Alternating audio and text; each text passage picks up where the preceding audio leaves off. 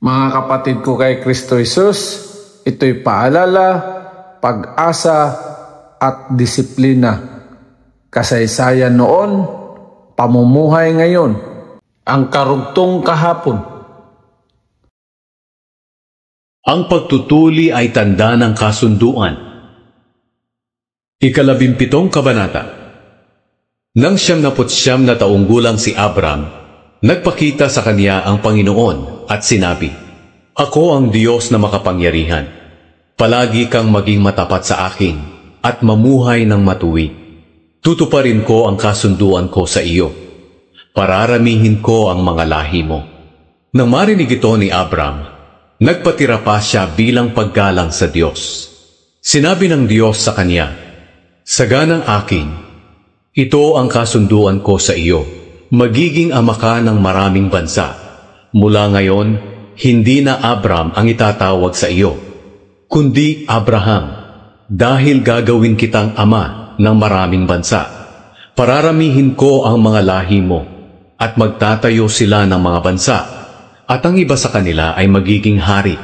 Tutuparin ko ang kasunduan ko sa iyo, at sa mga lahi mo sa susunod mo pang mga henerasyon, na patuloy akong magiging Diyos ninyo. Ang kasunduang ito ay magpapatuloy magpakailanman.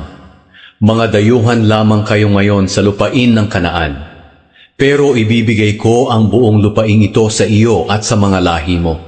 Magiging inyo na ito magpakailanman, at patuloy akong magiging Diyos ninyo."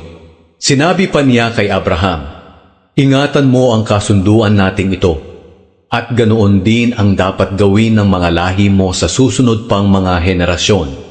At tungkol sa kasunduang ito, dapat ninyong tuliin ang lahat ng lalaki. Ito ang magiging palatandaan ng kasunduan ko sa inyo. Mula ngayon hanggang sa susunod pang mga henerasyon, ang lahat ng lalaking ipapanganak ay dapat tuliin pagsapit ng 8 araw mula ng isilang ito. Tuliin din ninyo ang mga aliping lalaki na isinilang sa tahanan ninyo, at pati ang mga aliping binili ninyo sa mga taga-ibang lugar. Ito ang palatandaan sa katawan ninyo na magpapatunay na ang kasunduan ko sa inyo ay magpapatuloy hanggang wakas.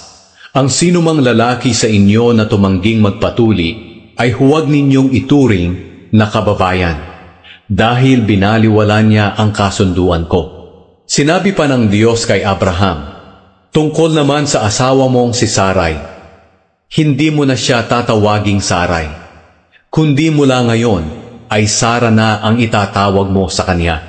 Pagpapalain ko siya at bibigyan kita ng anak sa pamamagitan niya. Magiging ina siya ng maraming bansa, at ang iba niyang mga lahi ay magiging hari."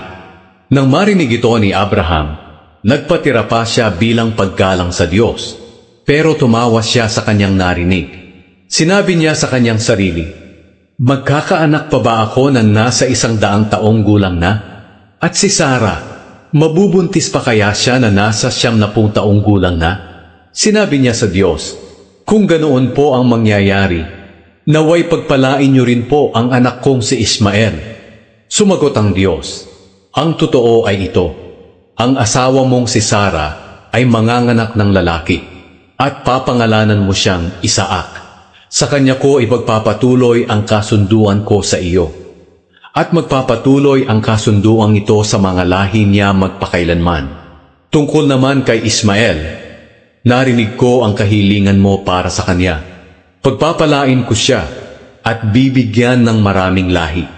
Magiging ama siya ng 12 pinuno, at ang mga lahi niya ay magiging mga tanyag na tao. Kaya lang, ang kasunduan ko sa iyo ay tutuparin ko lang kay Isaac at sa mga lahi niya. Ipapanganak ni Sara si Isaac sa ganito ring panahon sa susunod na taon." Umalis ang Diyos pagkatapos niyang sabihin kay Abraham ang mga ito. Sa mismong araw na iyon, tinupad ni Abraham ang iniutos sa kanya ng Diyos. Tinuli niya ang anak niyang si Ismael at ang lahat ng lalaki sa kanyang sambahayan. Ang mga aliping isinilang sa tahanan niya at ang mga aliping binili niya. Si Abraham ay 99 na taong gulang nang tuliin siya, at si Ismael naman ay 13 taong gulang na.